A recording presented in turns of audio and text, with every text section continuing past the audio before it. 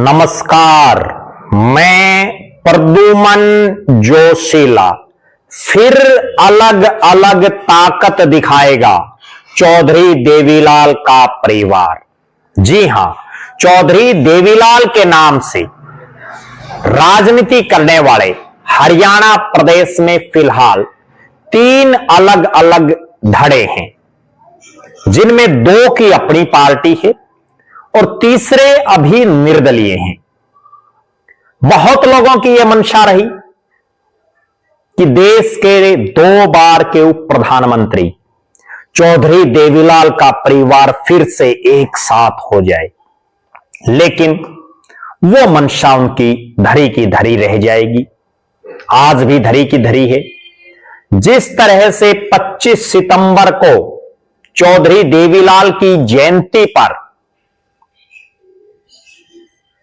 एक साथ तीनों धड़ों ने अपनी ताकत दिखाई, उसी तरह का नजारा मार्च के महीने में देखने को मिलेगा।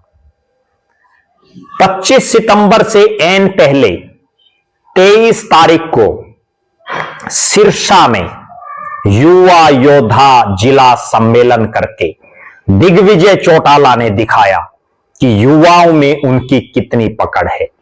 डॉक्टर अजय सिंह चौटाला और दुष्यंत चौटाला के भाषण में हजारों उपस्थित नौजवानों में नया जोश भरने का काम किया। और फिर 25 सितंबर को जेजेपी ने हरियाणा प्रदेश के हर जिला हेडक्वार्टर पर कार्यक्रम किए चौधरी देवीलाल के सम्मान में। उसी दिन रोहतक में एक बड़ी रैली की इंडियन नेशनल लोकदल के राष्ट्रीय अध्यक्ष अभय सिंह चौटाला ने, जिसमें हजारों हजार लोग शामिल हुए। उस रैली से एक नई बूस्टअप मिली इंडियन नेशनल लोकदल को।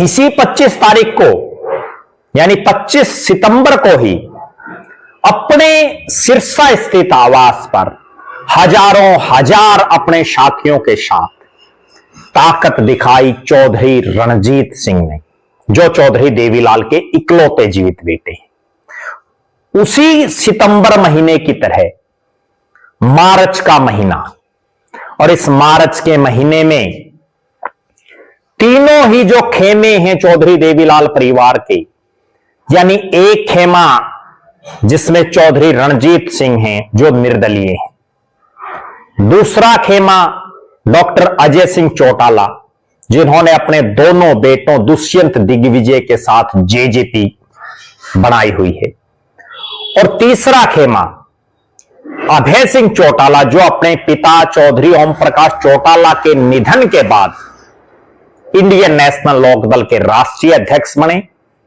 वो अपने दोनों बेटों, अपने चचेरे भाई आदित्य देवीलाल जो विधायक हैं डबोवाली से, अपने चचेरे भाई की धर्मपत्नी सुनैना चौटाला जो इंडियन नेशनल लोकदल महिला विंग की प्रभारी हैं, उन सब के साथ इनेलो को लीड कर रहे हैं। अब तीनों ही खेमे मार्च के महीने में अपनी अपनी ताकत दिखाएंगे, अपना अपना शक्ति परीक्षण दिखाएंगे। सबसे पहले मार्च के महीने की अनाउंसमेंट की जन नायक जनता पार्टी के युवा विंग के प्रदेश अध्यक्ष दिग्विजय चौटाला ने, और उन्होंने कई महीने पहले ऐलान कर दिया कि 13 मार्च डॉक्टर अजय सिंह चौटाला जो राष्ट्रीय अध्यक्ष हैं जननायक जनता पार्टी के, उनके जन्मदिन पर प्रदेश सत्र का युवा योद्धा सम्मेलन वो करेंगे। एक बड़ी रैली टाइप में होगा।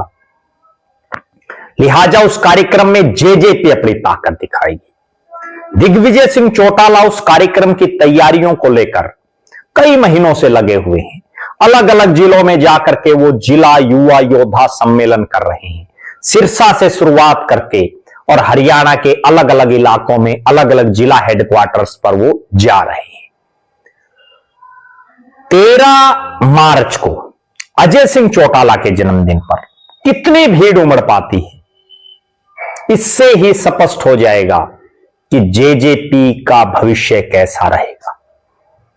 दूसरी तरफ चौधरी रणजीत सिंह चौटाला, उन्होंने भी कई महीनों से ऐलान कर रखा है कि वो फरवरी के आखिर या मार्च में एक बड़ी रैली करेंगे जिसमें वो राजनीतिक फैसला भविष्य का लेंगे। अब सूचना ये है कि वो मार्च में रैली करेंगे और वो हिसार में रैली करेंगे। चौधरी रणजीत सिंह उस हिसार में जो रैली वो करने जा रहे हैं, जहां से उन्होंने 2 बार लोकसभा का चुनाव लड़ा, एक बार कांग्रेस की टिकट पर, इस बार बीजेपी की टिकट पर, हालांकि दोनों बार हार गए। उन्होंने आदमपुर से भी चुनाव लड़ा, उपचुनाव, लेकिन वो भी हार गए।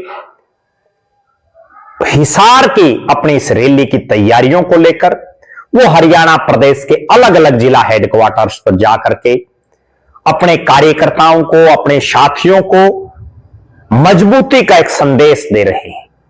हालांकि जेजेपी ने अभी जगह फाइनल नहीं की है कि वो कहां करेंगे कार्यक्रम, लेकिन मुझे जो लग रहा है वो हिसार में कार्यक्रम करेंगे। हिसार चूंकि अजय सिंह चौटाला ने यहां से चुनाव लड़ा, दुष्यंत चौटाला ने यहां से 2-2 लोकसभा के चुनाव लड़े। पूरे चौधरी देवीलाल के परिवार में, इस पूरी हिसार लोकसभा में अगर कोई शख्स जीत पाया आज तक तो उसका नाम दुष्यंत चौटाला है। हिसार उनका एक मजबूत इलाका है, तो वो हिसार में करेंगे। रणजीत सिंह ने भी ऐलान कर दिया है कि वो हिसार में बड़ी रैली करेंगे। अब उस रैली में वो बीजेपी में शामिल होंगे, कांग्रेस में शामिल होंगे, या चौधरी देवीलाल परिवार की किसी पार्टी में शामिल होंगे, या अपना ही कुछ अलग बनाएंगे, उस पर सभी की निगाहें हैं। अब हम बात करते हैं तीसरे खेमे की, Indian National Lokdal. Indian National Lokdal युवा विंग का जो काम देख रहे हैं, सिरसा जिला परिषद के चेयरमैन करण चौटाला भी पूरे हरियाणा प्रदेश में युवा कार्यकर्ता सम्मेलन कर रहे हैं अलग अलग जिलों में। और उसके बाद उन्होंने ऐलान किया कि 23 मार्च को जींद में वो एक बड़ा सम्मेलन करेंगे। यानी मार्च के महीने में उन्होंने भी ऐलान कर दिया है जींद की धरती से हुंकार भरने का। ये जींद की वो धरती है जिसके जुलाना में अभी 7 दिसंबर को जेजेपी ने अपना स्थापना दिवस मनाया था। उसी इलाके में अपनी ताकत दिखाने का काम करेंगे करण चौटाला और उनके साथी। अब देखना यह है कि चौधरी देवीलाल के परिवार में से किसको जनता हाथ पकड़ करके आगे बढ़ाती है। क्यों? क्योंकि जब यह परिवार एकजुट था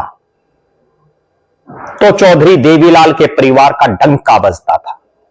जब रणजीत सिंह परिवार से अलग हुए तो ना केवल चौटाला साहब को वर्षों तक बिना राज के रहना पड़ा, 1999 में उनकी सूत आई और उसके बाद 2005 के बाद कभी सूत नहीं आई।